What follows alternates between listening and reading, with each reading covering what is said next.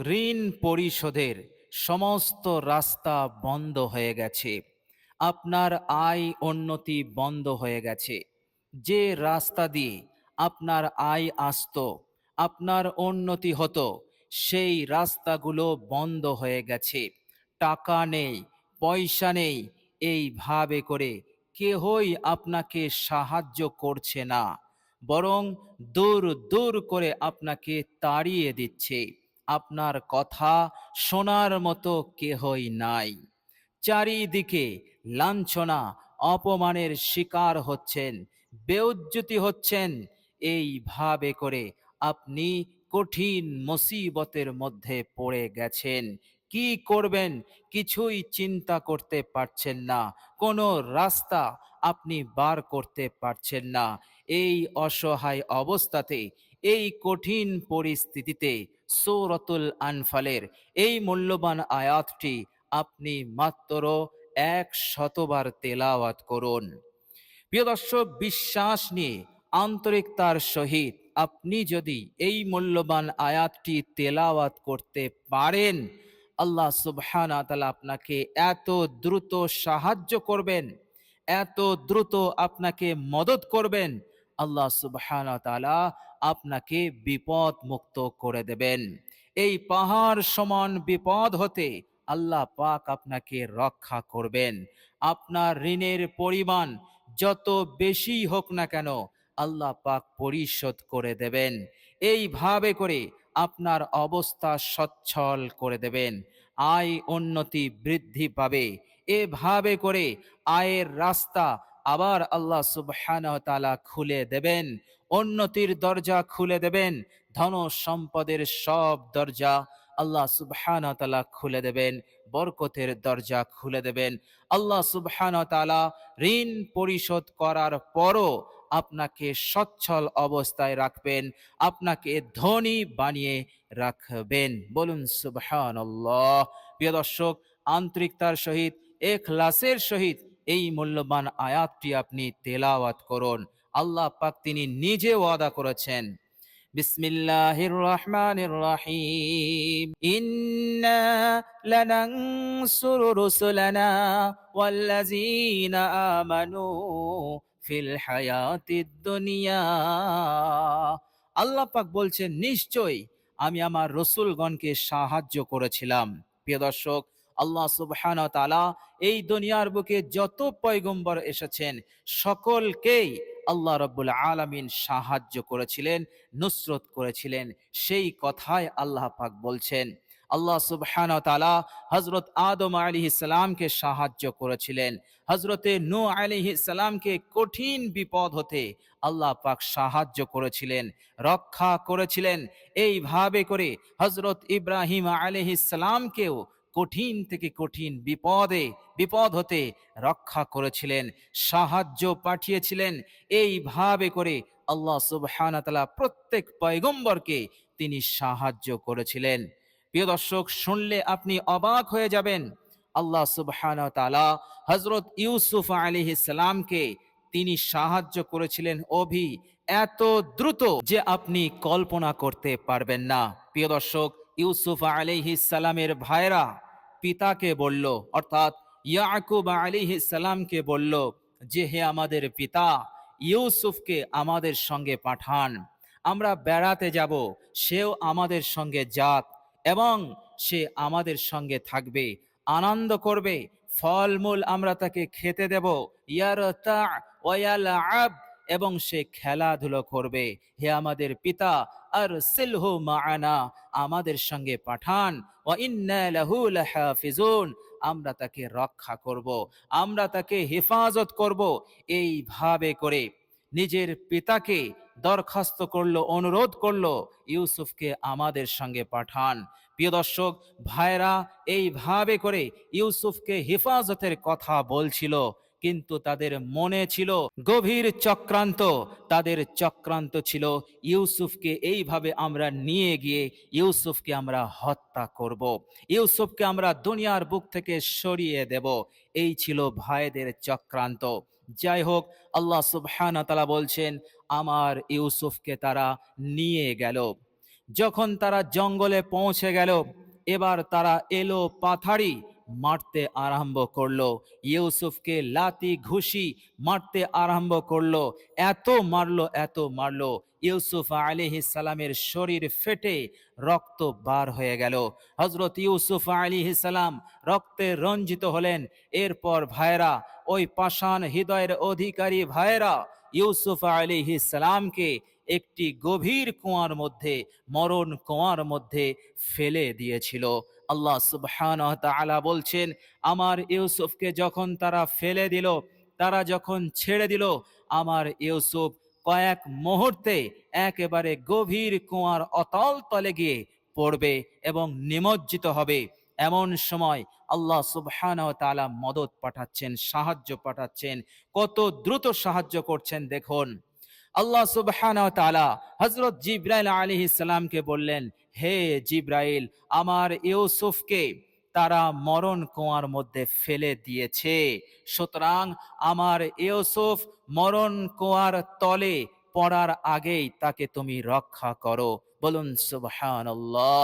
হযরত জিবরাইল আলাইহিস সালাম বলছেন, আল্লাহ সুবহানাহু ওয়া তাআলা আমাকে ফেরেশতাদের সর্দার বানিয়েছেন এবং সমস্ত নবী পয়গম্বরদের কাছে আল্লাহ পাকের পয়গাম পৌঁছানোর দায়িত্ব আমার ছিল। আর আমি বহুবার এই দায়িত্ব পালনের জন্য আমি দুনিয়ার বুকে অবতরণ করেছি, কিন্তু আমি আমার জীবনে দুইবার এত দ্রুত জমিনের বুকে এসেছি যা আর কখনো এত দ্রুত আসেনি। একবার হযরত ইসমাঈল আলাইহিস সালামকে আল্লাহ পাকের হুকুমে হযরত ইব্রাহিম আলাইহিস সালাম যখন মিনার ময়দানে কুরবানি করবেন, ধারালো অস্ত্র গলায় টাচ করেছেন, এবার চালাবেন। এমন সময় আল্লাহ পাক আমাকে হুকুম দিচ্ছেন, হে জিবরাইল, জান্নাতে যাও, জান্নাতে গিয়ে একটি দুম্বা নাও, দুম্বা নিয়ে মিনার ময়দানে যাও এবং আমার ইসমাইলকে কুরবানি করার আগেই পৌঁছাও এবং আমার খলিলকে বলো ইসমাইলের পরিবর্তে এই জান্নাতি দুম্বা কোরবানি করো। হযরত জিবরাইল আলাইহিস সালাম বলছেন, আমি তখন আসমানে অবস্থান করছি, আমাকে জান্নাতে গিয়ে দুম্বা নিয়ে হযরত ইসমাইলের গলায় ছুরি চালানোর আগেই আমাকে পৌঁছাতে হবে।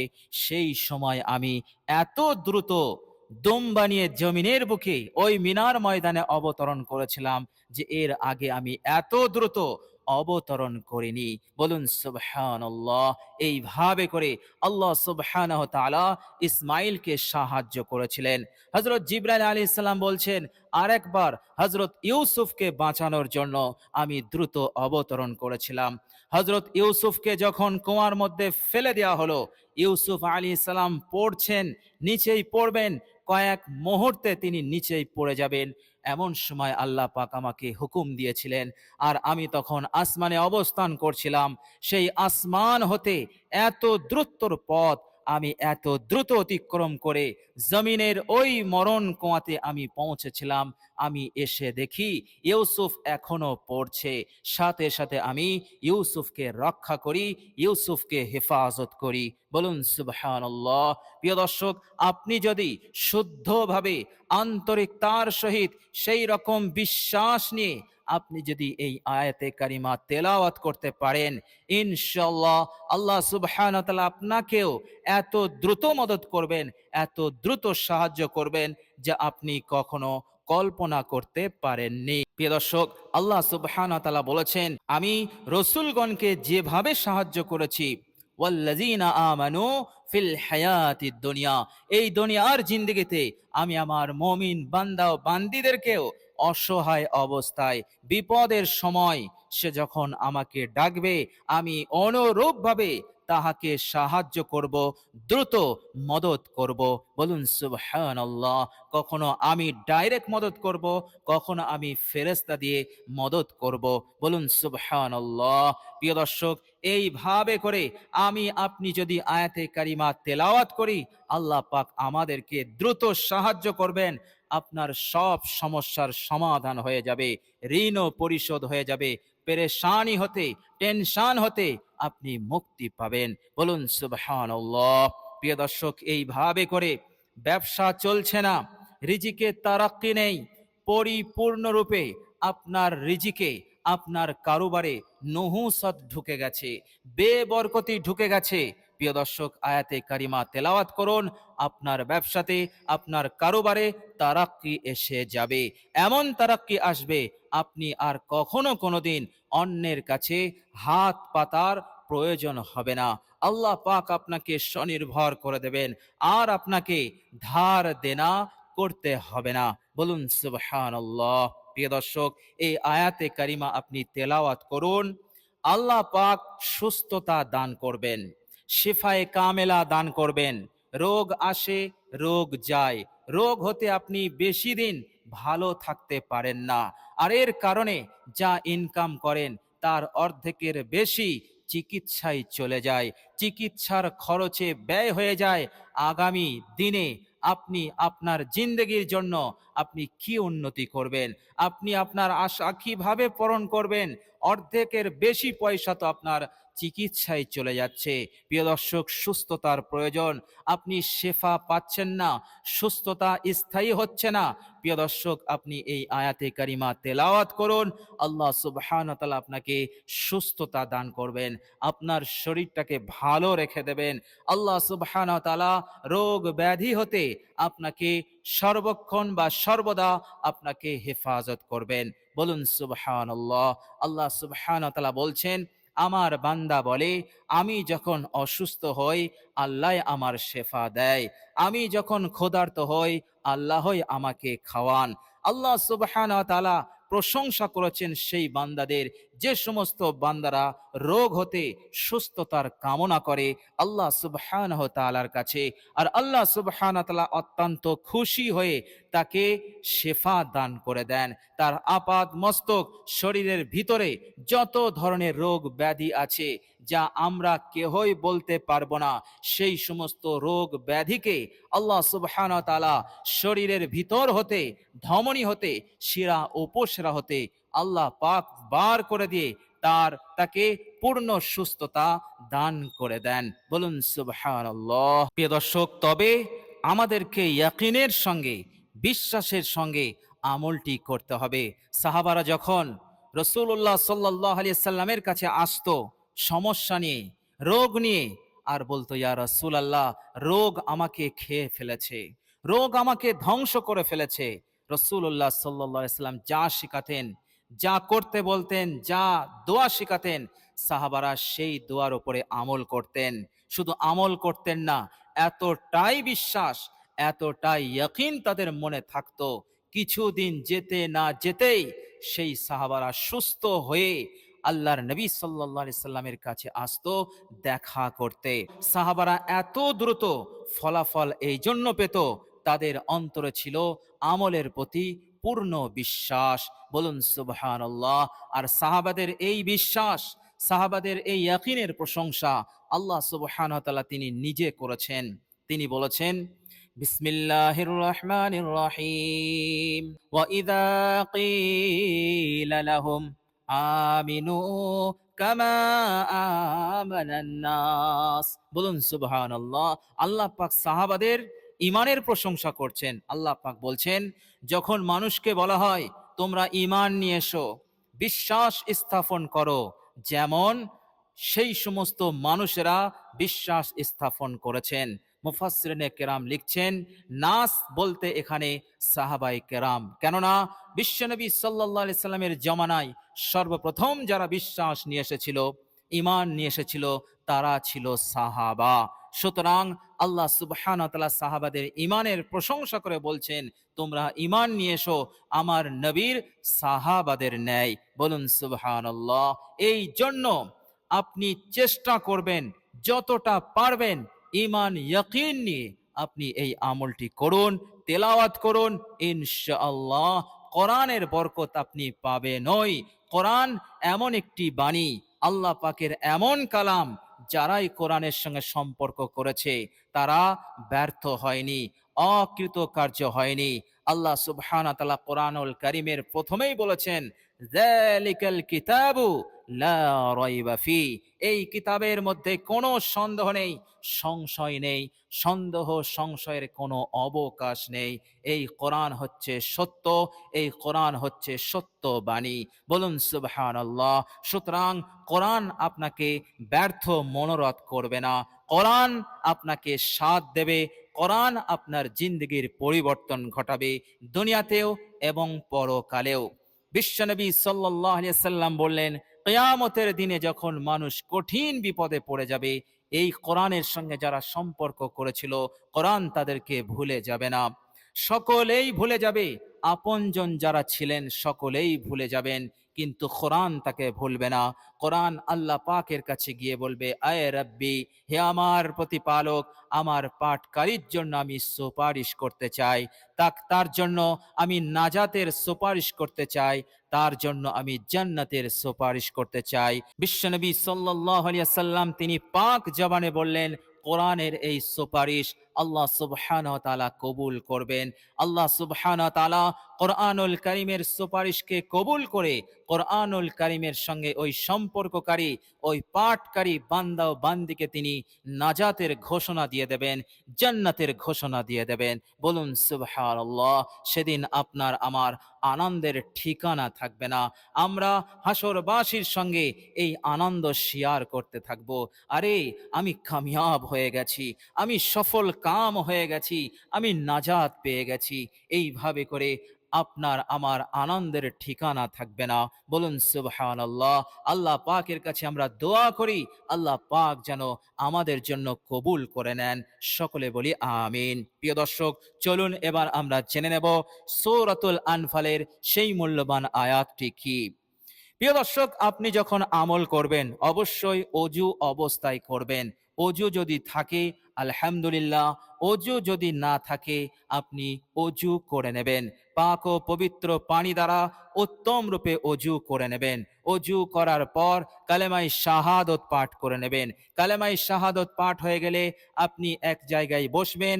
বসার পর তিনবার নিজের গুনাহের ওপর লজ্জিত অনুতপ্ত হয়ে ইস্তেগফার পাঠ করবেন। আস্তাগফিরুল্লাহাল্লাযী লা ইলাহা ইল্লা হুয়াল হাইয়ুল কাইয়্যুম ওয়া আতুবু ইলাইহি, আমি সেই সত্তার কাছে ক্ষমা প্রার্থনা করছি যিনি ছাড়া কোনো ইলাহ নেই, মা'বুদ নেই, যিনি চিরঞ্জীব, নিয়ন্ত্রণকারী, এবং আমি তারই কাছে তাওবা করছি। তিনবার হয়ে গেল। এরপর আপনি তিনবার দরুদ ইব্রাহিম পাঠ করবেন, মহব্বত নিয়ে, ভালোবাসা নিয়ে। আল্লাহুম্মা সাল্লি আলা মুহাম্মাদিন ওয়া আলা আলি মুহাম্মাদ কামা সাল্লাইতা আলা ইব্রাহিম ওয়া আলা আলি ইব্রাহিম ইন্নাকা হামিদুম মাজিদ।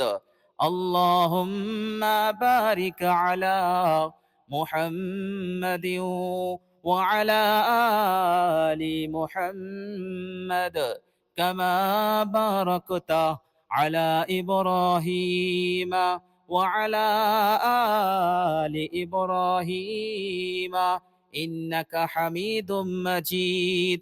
পিয়ার মহাব্বত নিয়ে আপনি পড়বেন। এরপর আপনি মূল আয়াতটি 100বার পাঠ করবেন এক জায়গায় বসে। প্রিয় দর্শক, আয়াতে কারিমা হচ্ছে, আউযু বিল্লাহি মিনাশ শাইতানির রাজীম, বিসমিল্লাহির রহমানির রহিম, নি'মাল মাওলা ওয়া নি'মান নাসির।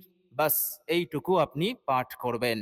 নি'মাল মাওলা ওয়া নি'মান নাসির, অসাধারণ আয়াত, অসাধারণ উপকারী। আপনার জিন্দগিতে তাবদীল আসবে, পরিবর্তন আসবে, ভাগ্য খুলে যাবে, তাকদীর খুলে যাবে। বলুন সুবহানাল্লাহ। প্রিয় দর্শক, এইভাবে করে এই দুনিয়ার বুকে আপনি সুখে শান্তিতে থাকবেন। আল্লাহ পাক আপনাকে সাহায্য করবেন, আপনাকে মদদ করবেন এই কোরআনুল কারীমের ওসিলাতে। বলুন সুবহানাল্লাহ। তো প্রিয় দর্শক, আমরা সকলেই চেষ্টা করব এই মূল্যবান আমলটি করার ইনশাআল্লাহ।